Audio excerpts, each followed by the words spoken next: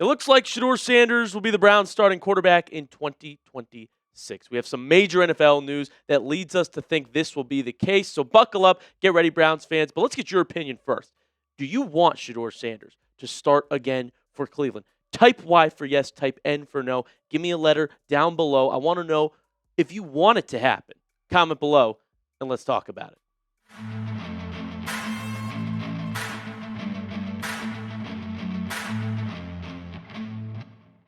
Welcome into the Browns Report, everybody. I am your host, Joey O'Donohue. You're watching the Browns Report by Chat Sports. And let's talk about the major news that broke yesterday.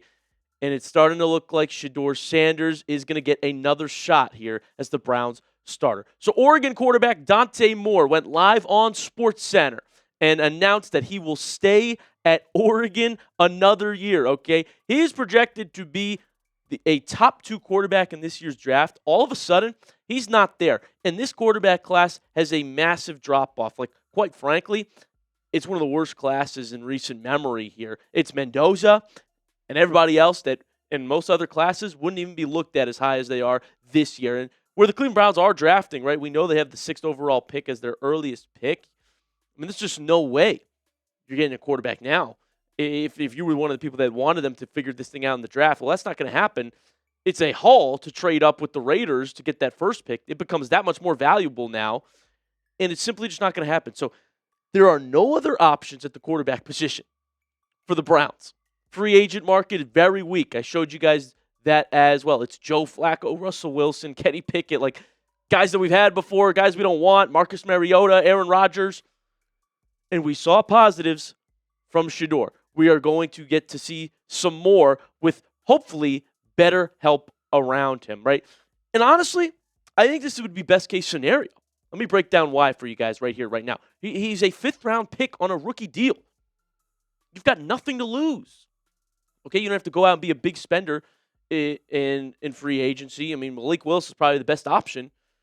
And how good is he really? He was a backup this year. Not a lot of sample size from Malik Willis. We did see 7 starts from Shedeur Sanders, though, and more big plays.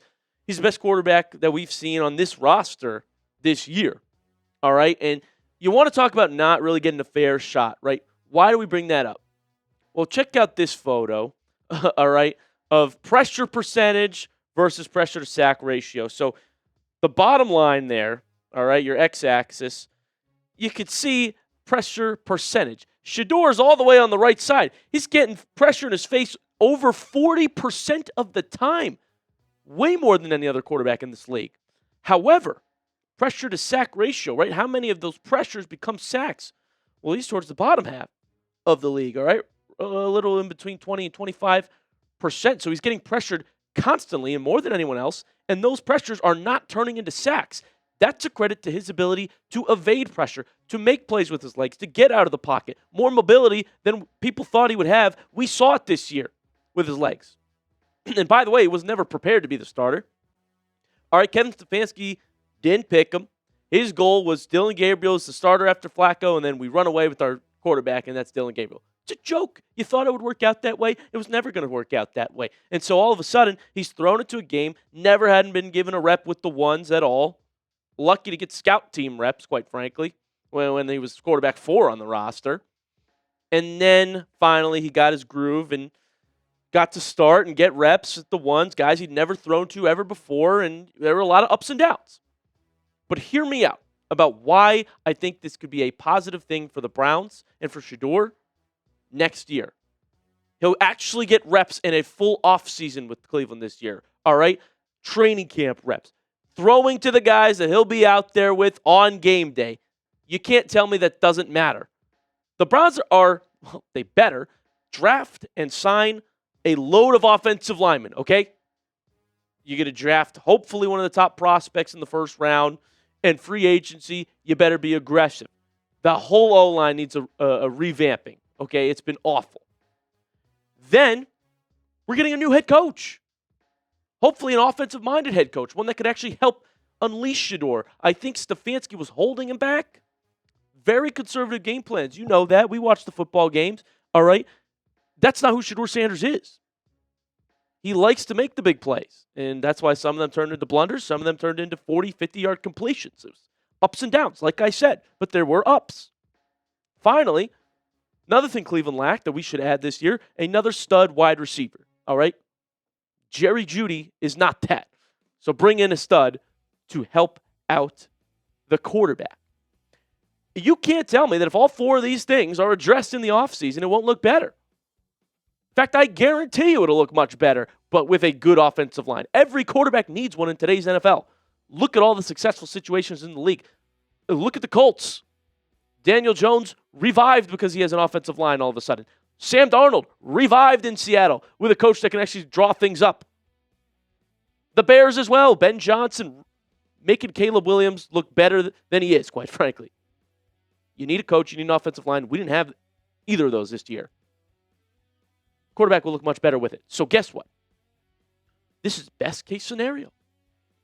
If Shedeur Sanders looks good and we address what we know we need, great. We've got our guy. We figured it out. We're contending. We're winning games. If not, if you draft a lineman, you get a better coach, and it doesn't look good, 2027 has a much better quarterback class than 26. It's not close. It's only Mendoza this year. There's no more Dante Moore. Forget about it. You're going to have to trade 3 first-round picks to get the Raiders to budge with you at number 6. It's not worth it. Look at 2027's class. Way more options. There's 10 names on your screen right now. Dante Moore and Arch Manning, both going to be available. For my Buckeyes fans, Julian Sayin, an option. Lenora Sellers was supposed to be a top option this year. Sam Levitt, John Mateer. Could go on and on and on. A lot of people like Jaden Mayava as well in USC. Dylan Raiola, now that Dante Moore's going back, he'll probably redshirt. Might not actually be a 2027 QB, but he will be a top prospect in the future. I mean, there's just so many more options. I mean, this year, all of a sudden, guys like Drew Aller are rising in stock. Heck, Carson Beck, depending on what happens Monday night, might be a top quarterback in the 3rd round of this draft. I mean, that's not supposed to be the case. So, quite frankly, this is best case scenario for Cleveland if you're looking ahead to the future. Give Shedeur, who actually showed the flashes, a chance to succeed, address the needs you know you need. That's what this draft could be used for now, is offensive linemen the whole way through, wide receivers, corner, and a couple best available picks. Right? And remember, we finished strong this year. We won the last 2 games of the season against AFC North rivals. We're on a 2-game win streak. We haven't lost yet in 2026. How about that? Knock on wood. We're getting a new head coach, and we're going to fix those needs.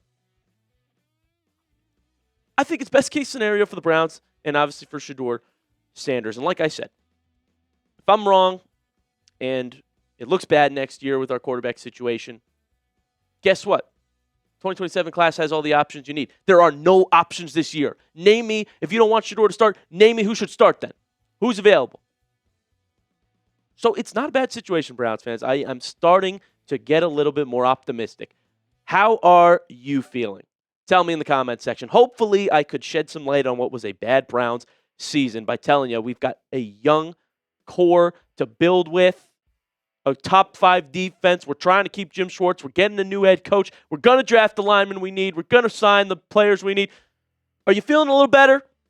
I get it if you're not. But if you're optimistic, type O. If you're pessimistic because it's the Browns, you've been let down before, I have too, type P. Let me know in the comment section what the mood is. What's the vibe, Browns fans? Comment down below. Coming up, got the latest coaching news for Cleveland. We talk about who's going to be the next head coach. Well, let's look at the odds and get the latest on there. But first, let's give a special shout out to today's sponsor, and that is Prize Picks. This episode is brought to you by Prize Picks. Whether you're starting a new routine or making player picks for the first time, trying something new can be hard. But in life and on Prize Picks, it always feels good to be right. With high-pressure playoff matchups every weekend and elite hoops action almost every night, the action never stops. And Prize Picks lets you take control. I love this app. It's a lot of fun. I win money. I make a lineup every week.